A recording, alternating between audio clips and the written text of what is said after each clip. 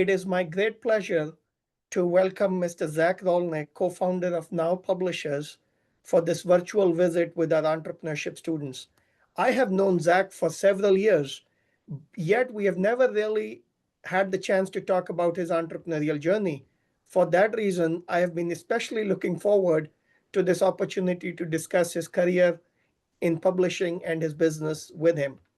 The company Zac co founded, Now Publishers, is an international academic press with offices in Massachusetts and in the university town of Delft in the Netherlands. Zac earned his BA in political science from the University of Rochester and a master's in public policy from Harvard. Before founding Now Publishers in 2004, Zac spent nearly 2 decades at Kluwer Academic Publishers, where he rose through the ranks to become Global Vice President of Publishing. In June 2025, Now Publishers was acquired by Emerald, marking a successful exit for Zac. Zac's career thus exemplifies the full entrepreneurial journey from launching and growing a business to leading it through a successful acquisition and exit. Zac, welcome to our class. Thanks for having me, Vishal. And Zac, we'll start with the first question, and that is, can you tell us more about the business you founded? You and I know what academic publishing press is, but students may not be aware of what this business is. So there's a component, publishing is a very diverse industry. And there's a component of it that's called academic or scholarly publishing. And that's not textbook publishing per se, but more research-based publishing. So books and journals, research monographs that your professors will write, or more so even research articles that they will look to publish in the important journals in their field. And that's the nature of my business.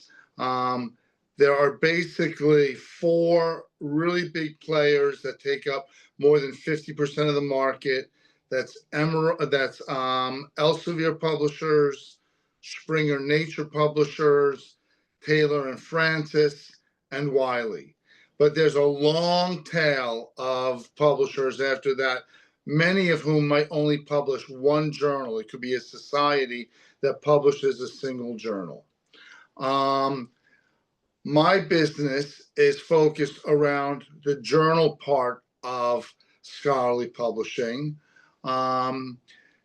In many fields, journal publishing is more important than book publishing. Again, it depends on your field, but the more scientific areas tend to be more journal-based, whereas the humanities and some of the social sciences have a book base in terms of getting for faculty to get tenure and promotion. And a lot of these articles, your professors like Vishal, their performance is based on where they publish and how much they publish. Okay.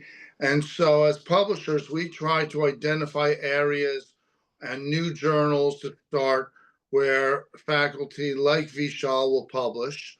I've started a number of those journals. We call the journal Small Business Economics, and some other journals of that nature.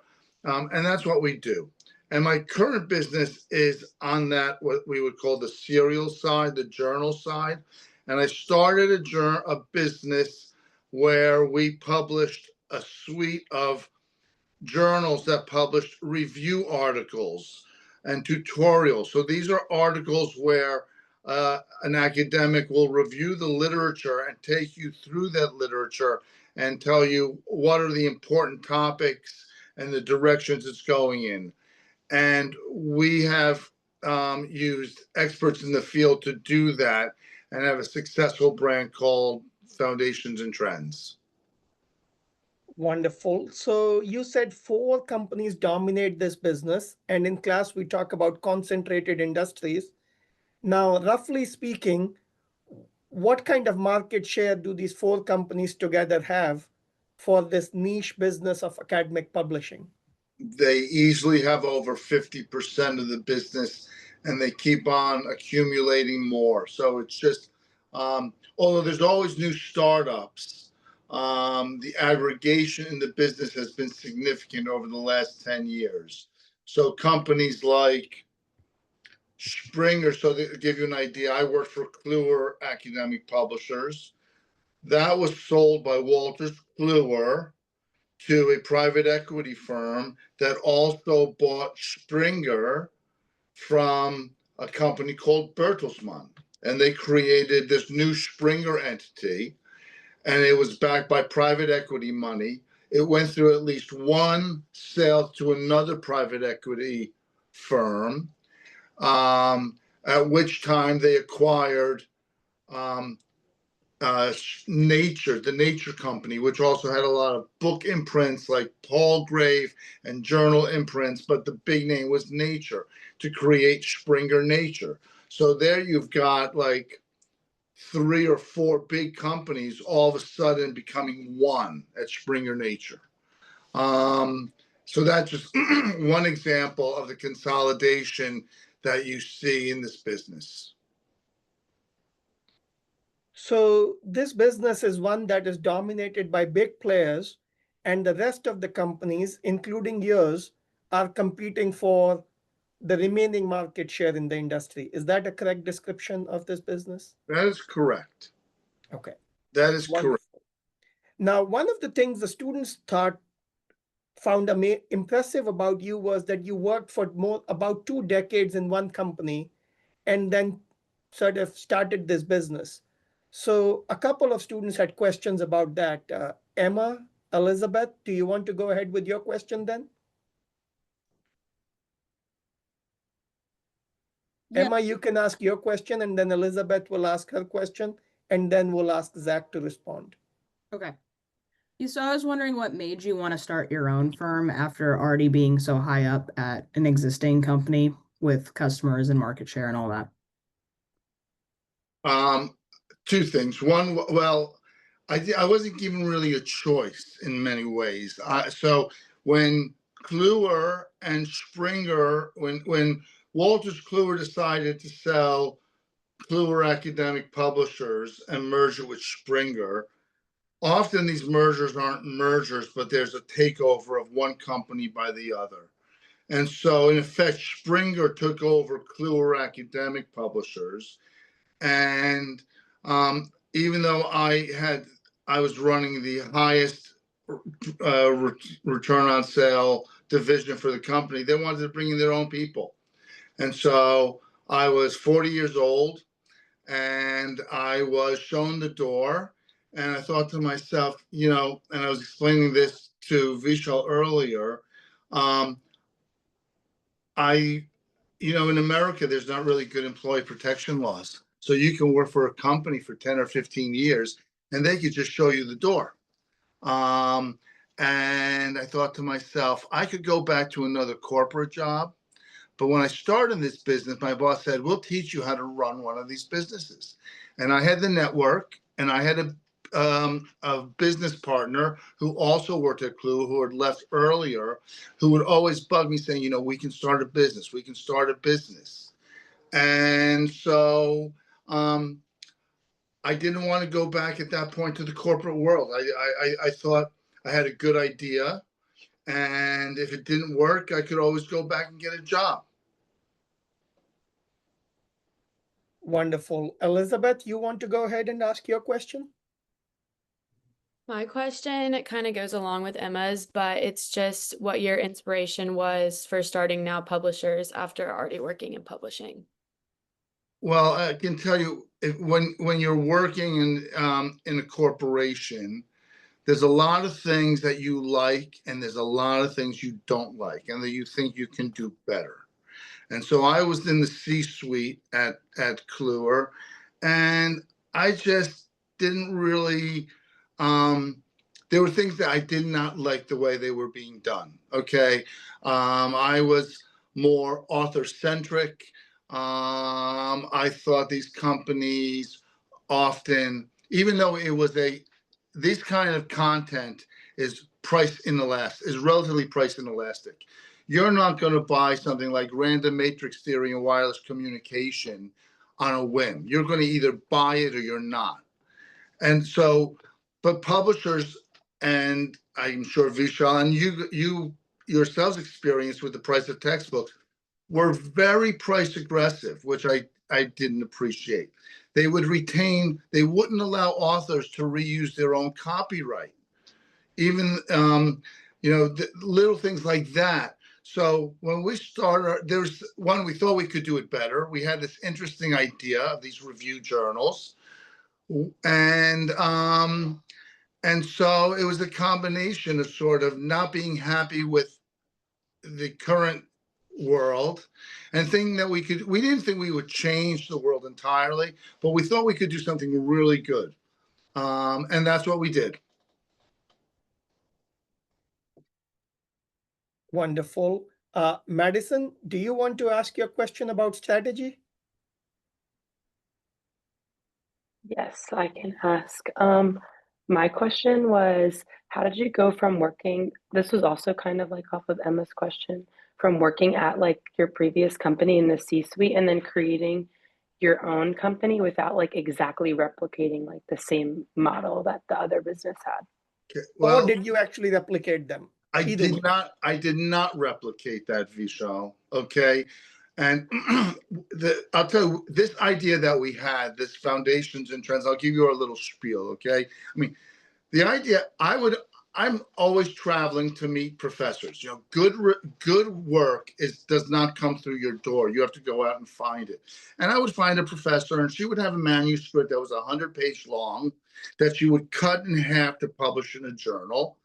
And she said, can you publish the whole thing? Because journals had page limitations, especially back then. Now it's changing because of electronics, but you'd have a page budget, and the editor would come back and say, well, I need you to publish this in 30 pages. So the academic would cut out a lot of stuff and be left with, a fraction of the original manuscript. But the original manuscript was too short for a book, too long for a journal. So, and sometimes authors need more than 30 pages to get their ideas across, but they don't need to write a 250-page book. So the idea that we had was, let's publish these medium length works, 50 to 150 pages, in a journal format, because journals had certain market characteristics. As I mentioned earlier, they were more important in the academic milieu in terms of promotion and tenure. They also, by the nature of their business, have a higher asset value when you sell your business, because unlike books that you have to sell the book each time, the journals, once you get a subscription base, they renew it. So that's a continuity business. So we set it up in that way. And the other thing was, we knew we couldn't compete with the big firms for the volume of content. These firms that I mentioned, they've got hundreds, if not thousands, of people like myself out there bothering professors for content. Okay. But where we could compete was on the quality of the content. And so we wrote up a business plan. We made business call. We wrote a business plan. We spent probably 4 months doing that, me and my business partner, Mike Casey. But then we just said, we have to go out and see if people like this idea. Enough about writing this plan. And we made business cards on a computer, using a printer. And we went to, it was kind of, we went to Harvard. We went to MIT. We went to the University of Chicago. We went to Imperial College in London. We went to the best places and tried to meet the best people we could to get them to consider editing one of these journals. And as I mentioned, I didn't have a non-compete clause from Clue, right? A non-solicit. So I could not go back to any of my existing authors or editors. But it made me refresh my network. And I went out with this idea, and we said, okay, we've got to sign 2 of these in the first 6 months. This was January of 2024. By April, we had signed F&T Finance with a professor at the University of Chicago, who's the president of the American Finance Association. We signed one in operations management with chair professor at UCLA. We signed one in communications and information theory with a professor at Princeton. And then we signed one in computer graphics and vision with someone at Microsoft Research in the University of Washington. So we're like, uh-oh, now we've got now we've got something here.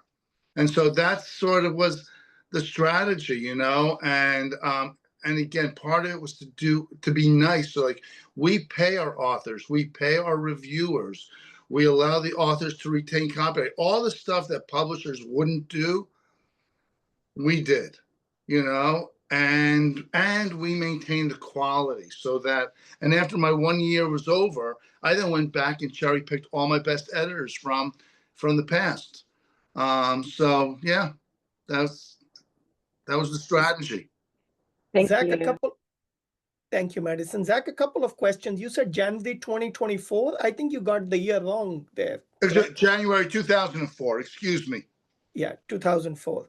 So the second question, I sort of follow-up question I have from what Madison asked you is, it seems you chose to adopt a unique strategy that was kind of a combination of some of the things companies in different parts of the business were doing, you know, the subscription model of the journals, the longer length of the books, but then you also added elements that neither of them were providing, like paying your authors, paying your reviewers. Were you consciously thinking that you want a unique strategy, or did the pieces just fall in place to create something unique? The compensation part was not part of the strategy. It was sort of the ethos. We felt that, you know, this $500 that we pay an author for an article, it doesn't even come close to the opportunity costs that they can realize themselves in an hour of consulting. Okay. And the same thing for the reviewers, $100. I mean, these reviewers, they probably spend 8 hours if they do a good job reviewing an article. So $100 is nothing, okay? But we felt we wanted to show a token of a true token of our appreciation. But the other side about the length of the papers and the quality of the authors and the subject matter that we covered, that was very strategic. We were pragmatic about the business model. We would change, and I can tell, you know, the business model, all that, but what we were dogmatic about was the quality of the content, getting really the best people who we could. And it was amazing, I have to say, the people that we got, because, and like someone told me, the most important member of a club is your first member. But it's true. And we showed them who else was on our roster. They were people, because they never heard of our company before. You know, they go, how do you get these people to publish with you? So, and a lot of it is just that we did a good job. We didn't do anything. We did things as well as better than anyone else, but we were really attentive to the authors. And so that helped us a lot. Okay. And Zach, just so you know, you've already touched on many of the things we've discussed in class: business model, private equity, inelastic pricing, business plans.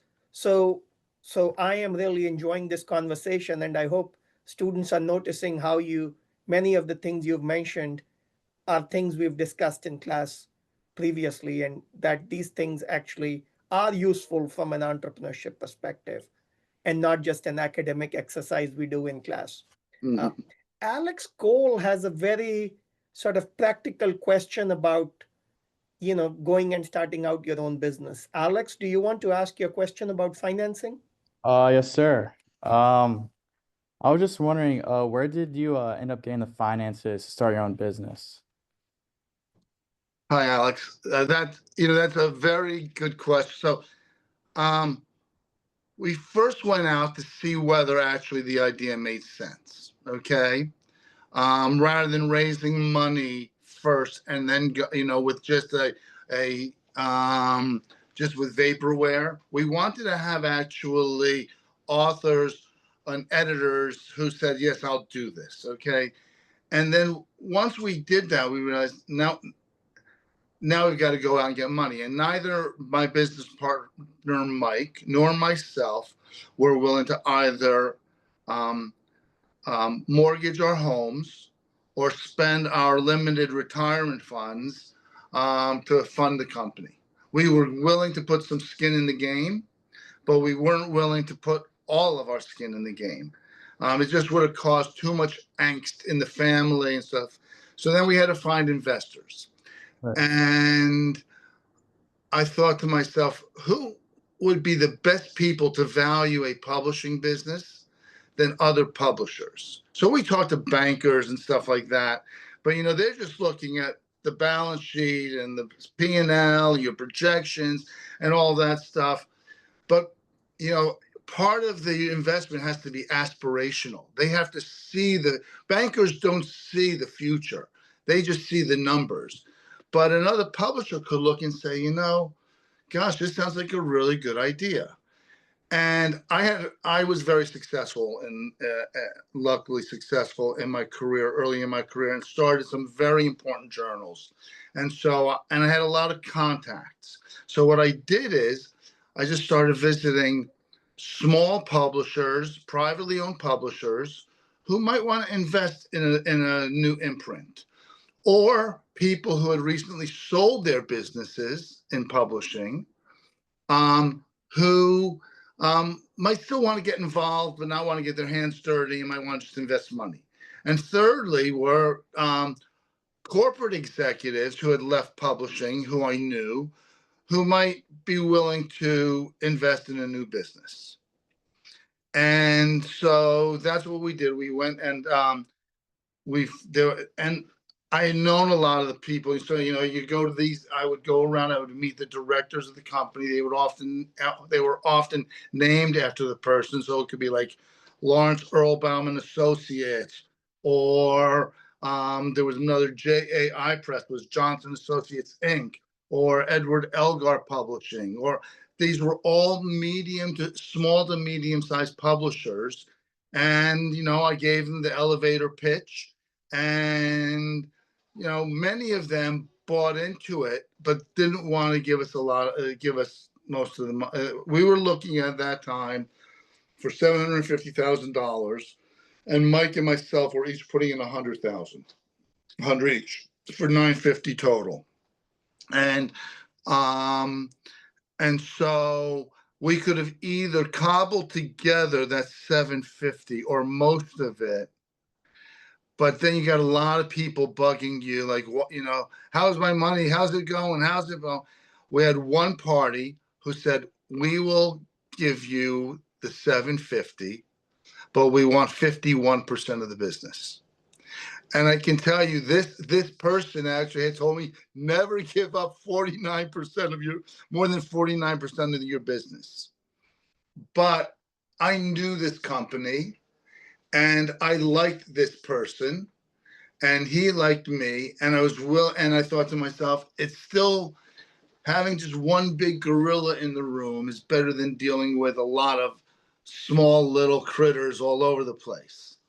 So we took that deal, and like so many businesses, your business plan is often a little optimistic. And I tell you, we took very low salaries. I mean, because investors don't want to pay for salaries. They want to pay for a business. They don't want to pay for salaries. So we took very low salaries, and about 18 months into it, we were running cash poor.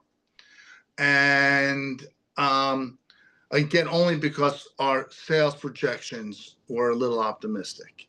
And so we went back to that investor, and they initially said, okay, we'll all put in based on our ownership amounts. And then about a month later, his son-in-law joined the business, who was an MBA from INSEAD, and said, I don't think you should put any more money in the business. I don't think this business is going to succeed. And so I had kept in touch with all the other people I'd reached out to earlier, and I would send them emails to keep them let them know what's happening, be friendly with them and all that. And I knew this one other company that I know very well also, and I knew that they were willing to invest. And long story short, we needed 250. They gave us $100, 100,000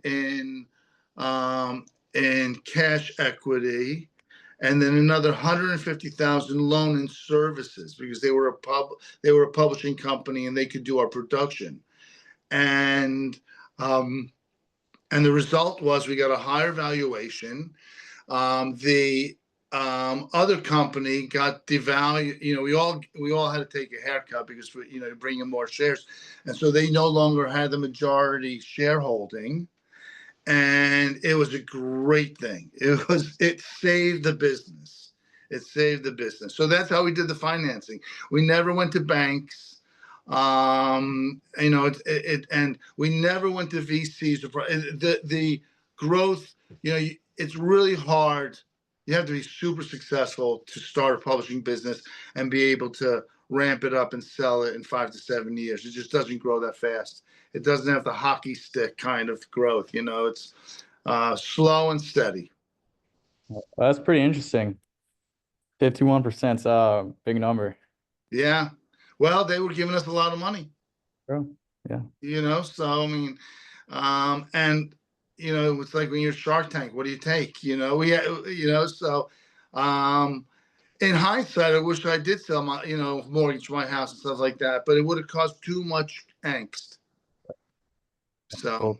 Thank you. So Zac, when you're willing to give up such big sort of part of the equity, are you afraid that then they are going to dictate the terms, or they're going to dictate the strategy or the way you run the business? well, sure, yes, you do, but you can, and if my memory serves me right, I mean, you've got to write a term sheet and all this stuff, and it was different. I knew these people. Okay, I knew these people. They're another publishing family that too, Vishal, and I liked them. I trusted them. There was always that risk. What we did put in was really like golden parachutes if they wanted to get rid of us. If we grew the business real quickly and were successful, the cost to them to let us go was stupid.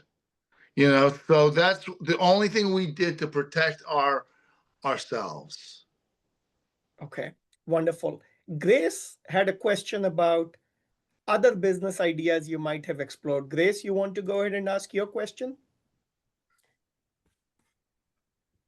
Hi, yes. My question was, did you have any other business ideas before this one? What's interesting, I really didn't. I never considered myself an entrepreneur. Okay. And I liked being a part of the corporate world, being on a team. So I never really thought about it. Occasionally, like I said, my business partner, he would come to me earlier and say, oh, we could do this so much better. But when you working, have a salary and everything's good, and basically you like it, you don't hate it, So I never did. I thought about doing stupid, crazy stuff like opening up an espresso shop. This is even after Clue. I was going because before starting my own business, I was like, maybe getting into. I love wine, maybe getting into the wine industry, but all these things I would have had to start from scratch. And I wasn't 30, I was 40, and I had a child, okay, and my wife. And so I realized my human capital was really in publishing. And I liked it, and I was good at it. And so it wasn't like I was trying to run away from that. And so I didn't. I did think of other things in the publishing space. But and maybe I should have done some of those. But no, I never did. I mean, the only thing I have to tell you that was crazy that I should have done that I never did was when I graduated. Because I'll just give you a quick. When I graduated from college and I wasn't sure what I was going to do, I was going to graduate school. I had this crazy idea of setting up a company where you help parents' kids with the application process for college and for SATs and all that stuff, and help them write their applications. And that's a huge industry now. That didn't exist when I was in college, okay? And as you know now, I mean, many of you may have done that yourselves to prep, it's very competitive. And so that was the only crazy idea that I had when I was like 22 years old that I should have done that I never did. But I do have to say, I love what I like the publishing stuff. It's really cool. I travel around, I meet really smart people, and I talk to them about ideas. Thank you. So Zach, you worked for 2 decades, then you and your partner decide to start this business. You don't really have other ideas. You tell your family and people around you that you're going to do this. What's the reaction?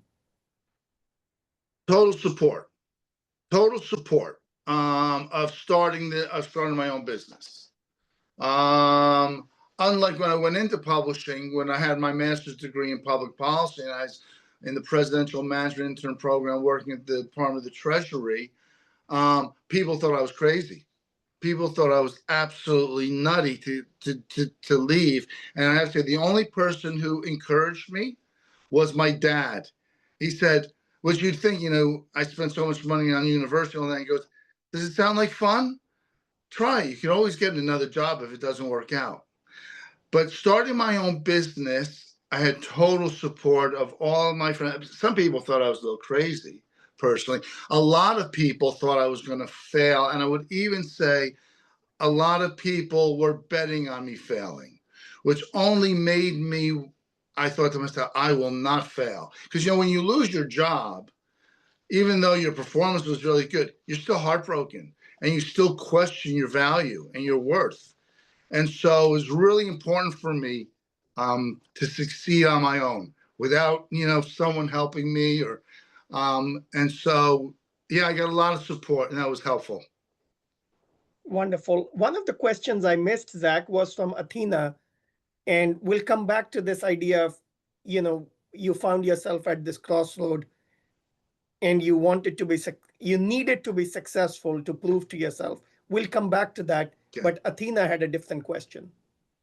Hello, thank you for being with us today. I'm a PhD student at the University of Alabama, and I'm studying strategic uniqueness. So it sounded like your strategy was unique in the publishing industry. So I want to ask you, beyond investors and that you might not have a lot of trust from them. On the bank side, you said that you didn't go to ask banks for funding. Was it because they give you high interest rates? You thought they wouldn't believe in you, in your business, or did you have different stakeholder doubt, like from professors that they may not have believed in you, in your strategy? I think it goes back to, I just think that banks, if we did get bank funding, we would have failed because we did not have the revenue. We did not meet the revenue targets that the banks would have required to continue, because any bank loan was contingent upon certain performance. Okay. And our investors were a little bit more lenient. And I would have thought that was the case also. And one of the nice things I mentioned earlier about the journal business is it's one of the few businesses where actually your customers pay in advance. Okay, so you start getting, like, we're right in the middle of the renewal season. So you can use, that's not your money really. That's deferred liability. That it should sit in a bank account. Okay. But in effect, a lot of publishers use it as working capital, so you don't have to go to a bank. And so that's one of the nice things about the business. We watched our cash flow more carefully than our profit. Okay. And that was one of the things I actually learned at Wolters Kluwer. They were a very strongly financial managed company, and they would explain to you that, you can be really profitable, but go bankrupt, and so cash flow is the most Keith, so we paid attention to the cash flow and never needed to go back to banks. So, But so you know, Zach, on this, it was Athena. Is that who's yes, this strategic uniqueness, which I believe I spoke to Vishal about separately, that you mentioned. You know, what's interesting is once we came out, and this product that we created called Foundations and Trends, it's not like we were the first ones to come. There was companies, stage publishers, and Vishal will know this, and Athena, you may know this. They used to have these little green books, the quantitative methods and qualitative methods in social sciences. And they were like 50 to 100 pages, and they'd cover something like conjoint analysis or some, or ethnography or something like that. And they were very successful. But this is free internet. And there was another company that had this idea. They were creating this international encyclopedia of economics. It was called Harvard Academic Press. And they were doing these small little chapters, just like we do. But, the idea was that they would accumulate it all at the end into an encyclopedia. But, it took so long and there was no online distribution. It really didn't succeed. But when we started, there was another company called Morgan Claypool that had a similar idea as ours. And we both launched at the same time. And we launched in similar fields. And we were very friendly competitors. It wasn't like, we competed for authorship somewhat. But, and subsequently, Springer comes out with Springer Briefs, and Palgrave comes out with Palgrave Pivot, and Cambridge University Press comes out with Cambridge Press Elements.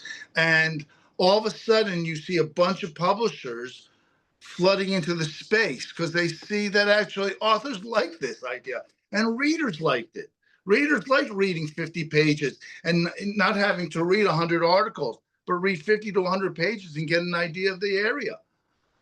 So that strategic uniqueness, I guess we had maybe first mover advantage, but I have to say the only thing that's kept ours superior, or some of them did not succeed, ours did succeed, was that we were extremely careful and curated the quality of the content. We didn't publish junk. And I think there's in our industry nowadays, there's a strong incentive to publish almost anything. So, but yeah. So anyway. wonderful. Thank you. So well, you were saying how when you started this, there were people rooting for you to fail. Assuming that those people were not among your family members who No. were, so why were some people or stakeholders rooting for you to fail? Well, I would say there are actually family members who I thought they just didn't think I could do it. They weren't hoping that I could fail. They questioned whether I could succeed at it. Okay. And then there are people who I think, unfortunately, in a career, there are probably people at the company who were your rivals, or who might not have liked you for one reason or another. You may not have given them the promotion they wanted. You may have been difficult with them, and so it's a small group. I have to say, it was a small group, and it never. But I knew that there was the undercurrent of some people who just like, yeah, it won't work. And even now on LinkedIn, when I sold the business, someone said, hope it works out, in a sort of a, not like congratulations, but it was more like, the people who were gunning for your job. So all of those people, but those people help you swim harder, swim faster, and I don't have any regrets, and I couldn't actually point out those people to tell you that, you get a sense who it is, but hey, everyone's entitled to their opinion, and Right. Yeah. And as they say, nothing succeeds like success, right? So the best way to prove doubters wrong is by succeeding. Correct. which you did. But Abby had a question about challenges, and then Bryn had a question about co-founder challenges. So Abby, do you want to go ahead with your question? And then we can ask Bryn to ask her question. Yes, so I just wanted to ask what your biggest challenges were that you faced in the start of your career. The start of my career, or the start of the business? The start of your career. The start of my career was the biggest challenge was actually figuring out what I wanted to do. I was originally a pre-med in college. I was a science nerd. I would go to science fairs when I was in high school. Went to a National Science Foundation program when I was in high school. I was a total science nerd pre-med. And all of a sudden I realized I didn't want to be a doctor. And I had to figure out what I really wanted to do. And I liked politics. I did well in political science, and I got into the Kennedy School of Government. And I got a good job at Treasury after I graduated, but I still didn't know what I wanted to do. And what I would say is keep on looking until you find it. That is the challenge early on. Unless you are so motivated by money, okay, if that's your sole motivation, okay, then go and, either become go into investment banking or private equity, or don't become, I wouldn't go become an entrepreneurship just for the money. I wouldn't go into, okay. I would go into it because you kind of love it. So that would be my start of your career, is finding out what you love and being and if you do, you'll be successful at it. For the and what about the challenges in the starting of the business, like the early parts of the business? So there's a few things. One is it's very lonely unless you're doing like some big startup and you got a lot of money, you're hiring a bunch of programmers and doing this kind of stuff. Often these companies start off with just a few people. And so I was in the States. My business partner was in the Netherlands. And, in the beginning, sometimes I would think I was spending the day just playing work. You got no work. You're reaching out to people. You hope they respond. You hope to get some traction. And psychologically, it's really difficult because, it can take a couple of years until you start to see traction. And so it's sort of, still being motivated to do it and believing in yourself. And again, you do have to look at it every few months and say, is it going in the right direction? You don't want to waste your time on something that's not working. But as long as I saw we were still climbing the hill, we weren't going down the hill, I kept on pushing forward. Okay. And Bryn has a question about the co-founder aspect of your startup. Bryn? Hi, sorry, I accidentally kicked myself out of the Zoom for a second, so my apologies. But I was asking, what has been the biggest challenge being a co-founder of a business? Okay. So, co-founder is like you're doing this with someone else, right? Yeah. So could you talk to us about why you needed a co-founder and what were the good things or the challenges in working with the co-founder? So I remember when I was looking for the investors, and I went to this one investor who owned a company, very interesting guy, kind of gruff. And he sees me and he goes, "Why do you need a partner? Partners are only good for dancing." Okay. Well, I needed a partner for a few reasons. One is it is hard starting a business, okay? And there were components. So I was really good at certain components of the business, but I had no knowledge or interest in other parts of the business, particularly technology, the website, production, the operation side of the business. I was more into the customer facing side of the business, the publishing, the sales, the marketing. And my business partner happened to be very good on that operation side. And so we complemented each other. We were friends. As a matter of fact, I hired my business partner at Kluwer, and we shared an office. and we shared an editorial assistant together. And I knew him, and I was friends. I was not best friends with him, but I knew him well. And we complemented each other quite well. And I could never have started this business without him. At the same time, there's always questions as to who's contributing more, who's got more. You yourself think, who's contributing more to this business? Like, I'm sitting there saying, I'm bringing in the authors, I'm bringing in the customers, I'm bringing, and you can't think that way. And I can tell you the other thing is, we paid ourselves equally. He was living in the Netherlands, getting a U.S. salary. He was getting a much nicer deal than I was. Okay. And so often you'd be like angry, and you've got to break away from that. And I would just say, you know what, maybe I'm enriching him, but I could not do what I do without him. I would also say though that and I mean, I know Mike very well, very, very well. And it didn't improve our friendship.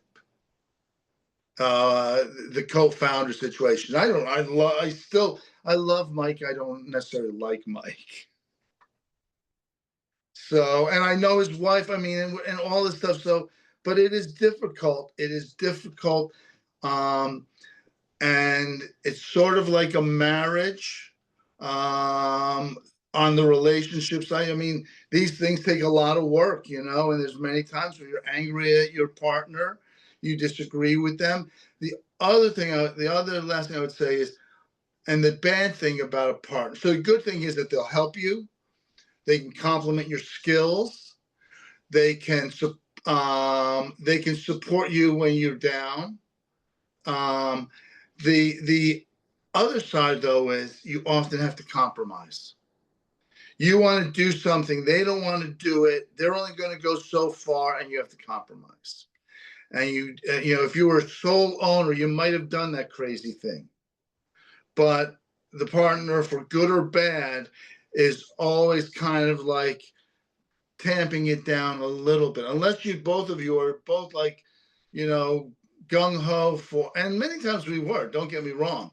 I mean, I can't think of any major fights I had with Mike, at least about business strategy. Okay. And it's interesting you draw the analogy with marriage, because I remember reading somewhere that if you ask husband and wife how much they contribute to the marriage, the sum total of their response always is more than 100%. So, both think they contribute more than they probably actually do. Is that true for a business partnership too? That each partner probably thinks they contribute more than they actually do, at least in proportionate terms? I think that, I've spoke to friends who are aren't private equity, and they always say that's the problem. There's always, everyone's thinking that they're more valuable than the other. And again, you can think that, but in the end, there's only 100%. And it doesn't matter how you get there, whether someone is carrying 90 and the other's doing 10. But as long as you get to that 100% and you're willing to accept what it is, but if you are someone who has a hard time in that kind of situation, and you can see it in your studies and sort of when you're in group exercises or projects, you'll find out how well you deal in a team. I always liked it. That's why, I like the corporate world, because I like being part of a team. Entrepreneurs are not necessarily teammates in many ways. They're very much individual athletes.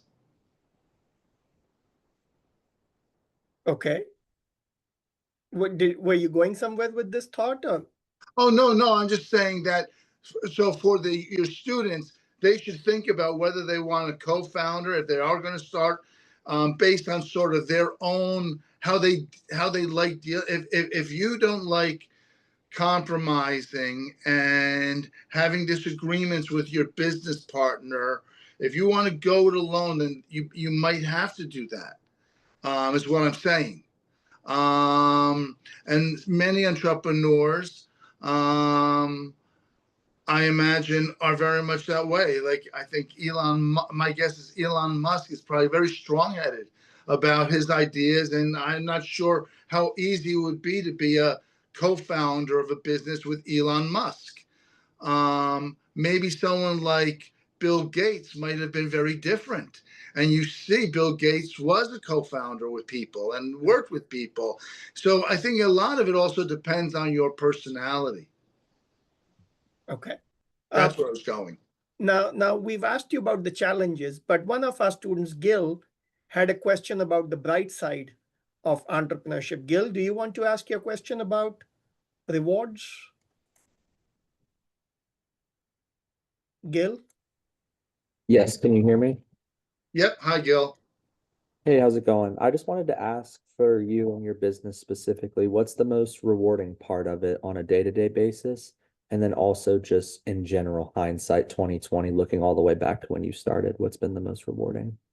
The most reward, even today, and it sounds really nerdy, is when I get a good project. When I meet someone who's really smart and get an interesting project on something as sort of boring as causal inference in econometrics. But when you know you've got the right person to write something like that, I still love that. Okay. It's about ideas and meeting people. So that's why I still want to do it. I really love what I do. It's sort of like painting, you know. So if you love it, you just keep on doing it. In terms of being an entrepreneur, though, one is you make all the decisions. So, like now, when you own the business, you make the decisions. When you don't own the business, you're executing other people's decisions, unless you're like in the C-suite, you know, and that freedom of making your own mind, say, yeah, I want to do this, even though it sounds crazy. I want to do this. Is so much fun compared to the corporate environment. And I'll tell you like a little story. So I got introduced to this very famous professor of finance at UCLA who wanted to start a journal, and he was an anti-publisher guy. He actually pulled his textbook from a big publisher and posted it on his website. Didn't even care if they were going to come after him and sue him. And I met him at a diner for lunch at a big conference, and he told me his idea. And he said, you know, I want to own this journal. All the time, publishers want to own it because there's an IP asset value to owning the journals. He wanted to own it, and he only wanted to publish one issue a year, which is crazy because usually you start a journal 4 issues a year, and he wasn't going to sign a contract. And I shook his hand, and we started that journal. And that journal now is like the number 5 journal in finance. I still don't have a contract. Okay, we have a gentleman's agreement on it. And if I try, and I can tell you, the people at this new company I've sold to, they're a little bit crazy. They're a little bit worried about the situation. And but I told we'll take care of it. We will take care of it. But no other company would have started that. That kind of thing where you just say, this is, and that first issue he delivered had 2 Nobel Prize winners in it. I mean, that, you know, that a big company that couldn't do. And that, you know, they talk about entrepreneurship or entrepreneurship or corporate entrepreneurship. And I've been in corporations, and I hate to say, but they often do it. They're non-entrepreneurs. They're corporate players. They have too many checks and balances and rules, and you can't do it this way, and you can't do it that way. And so that's the big difference. You could do what you want. You could, you know, and I said I would do crazy stuff as long as it didn't cost me a fortune and the quality was good. And this worked out in one of those situations. Thank you. Wonderful, Gil. That was a good question. Zac, one of my difficult tasks is to keep an eye on time, and we are inching closer to our finish time. So I'll let students ask more questions rather than me asking. So Jacob had a question about college education. And Jacob, do you want to go ahead and ask your question?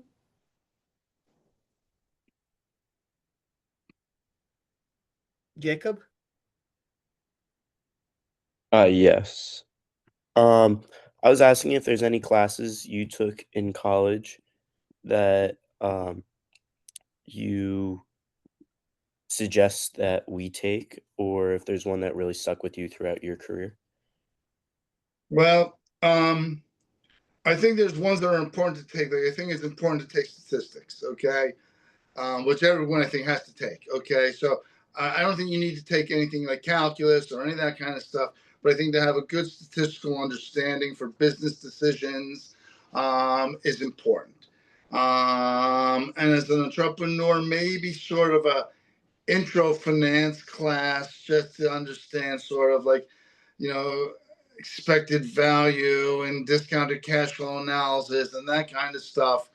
But I really, I think you can be any major. You can be an English literature major. You can be a linguistics major. I mean, some of the smart, when I went to graduate school, the smartest people were not like, the people who studied economics or business, but, you get blown away by this woman who was like an English major and is just so smart. So I can't say, now there are professors who influenced me a lot, and I would encourage you, if there's a professor who you see as a mentor and they are offering a class that you like, those will stick with you. So I can remember the classes that stuck with me. Did they help me in my career? They made me think more and they made me exercise my brain. But there's no courses. I think also, and all it's changing now. I was a science student and I became a political science student and I could not write well. I wrote like a scientist and not like a social, so I learned to write. Now, I have Copilot and ChatGPT and all that stuff. And this company's encouraging us to use it to write emails. I'm like, no way. I want to write in my own voice. I want so that when they get repeated emails from me, they know it's Zac who's writing to them. I might start a sentence with and or but or something like that. But so I think finding your own style, your own voice in communication, both verbally and written, is really important. And like I said, and having a decent mathematical, but you don't have to be a mathematician, but understanding the numbers is also helpful. Thank you. Wonderful. Julian has a question about finding your passion in publishing. So Julian, do you want to go ahead and ask your question? Yes, hi. My question was what or who got you into wanting to be in publishing? Like a lot of professors say you need to find what you're truly passionate about or what your purpose is to be happy or enjoy what you do. Like what was your key moment or who helped you get to that point of wanting to do what you are doing now? Well, let me start by saying I would highly encourage all of you to take as many different internships during your undergraduate experience, mostly to find out what you don't want to do. Okay, you might think something is really incredible and you get and go, oh gosh, this is boring as heck. Okay, or this is not what I thought it was, or what it might be. Okay, so the one, I'll tell you how it happened. I had a buddy in college who crazy. He was like, oh, I'm going into scientific publishing. He was the neuroscience English major. No one goes into scientific publishing. And I would call Jeff and I would say, Jeff, and I would call, and this was when you used to call your friends, okay? And people had secretaries. The secretary would answer and say, no, Jeff's in Spain. No, Jeff's in Switzerland. No, Jeff's on vacation. I work in a treasury, earning my 0.85 days a month of vacation, chained behind my desk and just hating it, I wouldn't say hating it, but I didn't love it. And crazy, I went to Jeff and I said, Jeff, you wouldn't happen to have any of those cushy jobs at Kluwer. And there was a job opening. And I interviewed for it, and I looked for it. And, I didn't know. I thought it was a one-year job. I did it because I love to travel. I actually tried to, I was thinking about joining the Foreign Service. Um, but went into the presidential management program because Foreign Service, you don't get to travel places you want. You wind up going to like Tanzania, or Iraq or something like. It's not Paris and Rome, okay? And so I wasn't that dedicated to that kind of travel. So I just went. I took and as I told you, my dad encouraged me, and I just loved it. I love academia. I always knew that. I thought about getting my PhD myself, but I'm just not enough of a specialist to concentrate for a PhD. And so I was lucky I found what I liked, but it took, I was first pre-med, then I, was worked in the I had a couple of internships over the summer. I liked them. But I think, I think most people that I see find their place is all I can say. And you'll know it. You'll know it if you like it. So Thank you. That helps a lot. That's awesome. thanks. Wonderful, Zach. And there you sounded like Steve Jobs saying, find your passion, and you'll know it when you find it. So yeah.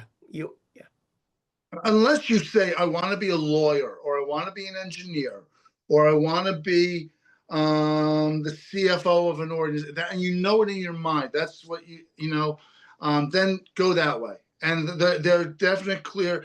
As I mentioned to one of your colleagues, one of your peers earlier, that's the most difficult thing when you first start out, is finding what you love. But I would be open-minded to it. And even if it's something that all your friends say you're crazy, as long as you're young, you can always, and smart and nice, you'll always be able to leave that and find another job. Wonderful. Now, Haley and John have questions about skills. Haley, do you want to ask your question first, and then John can ask his question? Sure. So my question was, since you've started a company from launch, what do you think the most underrated skill to have in order to succeed is? Well, And Zach, before you answer, John, do you want to ask your question too, so Zach can answer both you and Haley at the same time? Yes, my question is pretty similar. What do you think is your most important skill that you learned from running your business? Okay, well, on Haley's first, I think, people, especially if you're starting your own business, people like to work with people they like. Okay, so it's really important to be likable.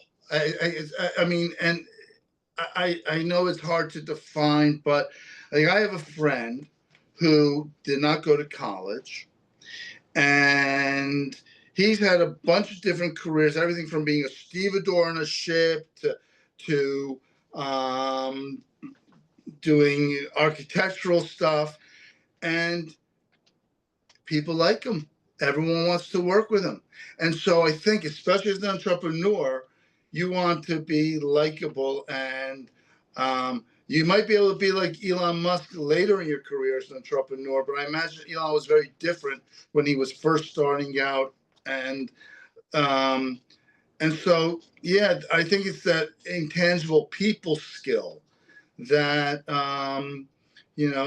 being kind, being nice, being smart, not being too conceited. I think we all have a little bit of that. You have to have some confidence in yourself, but so, yeah, it's those sort of intangibles. I hate to say that, Haley, but that's what I would think. Now, and then, Johnny, your question was, you followed up by saying, what was the important skill for success in the business? Yes, that's correct. Well, I mean, I think so. Skills for entrepreneurship are not any different than skills for being successful in the corporate world. So, I mean, nowadays I would get proficient in using generative AI, okay, to your advantage, okay, because I can tell you, both corporations are looking for it, and I'm not telling you to use it to create ideas, but use it to help you. I think that's one thing. It's going to change dramatically over the next couple of years, and definitely over the next 5 years. So that's one skill set. I think the presentation skills of still, knowing Excel and being able to work with Excel, it may change. Again, I'm an old guy, so I'm able, but also to some degree PowerPoint, those kind of stupid administrative skills, so you can get your ideas across, and so you can show your ideas visually and graphically using numbers. That's important. I think those are, I think multitasking is really important, but I think we all do that nowadays. There was one last thing that I was going to mention in terms of a skill, but it is, two things that aren't necessarily skills, but are really important for entrepreneurs is don't spend investors' money stupidly. Don't take big salaries. Don't get fancy offices. Don't fly business class. Don't do any of that stuff. That is one thing that saves us so much. To give you an idea, when I started my business partner and I shared hotel rooms, and we stayed at places like the Red Roof Inn. Okay. And then the second thing in that is to have an unbound amount of optimism that you will succeed. You cannot let yourself get down. And sometimes it's easy to get down, especially in the beginning. But it's, don't spend all the money quickly and always think you'll succeed.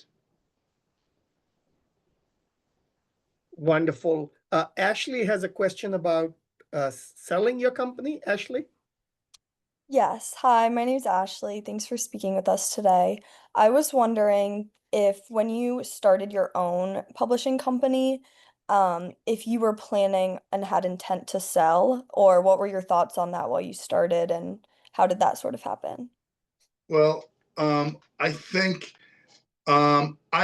I always had the idea that I would exit. I knew my daughter did not want to do this kind of business. Okay, so the idea, my business partner and I always knew that we wanted an exit, but we didn't want to. We weren't looking to start it and sell it. So we ran that business for 20 years, 21 years. My business partner wanted to retire. And so I thought to myself, if something were to happen to me, it would impact my employees and my authors and my customers. So it was time to sell the business.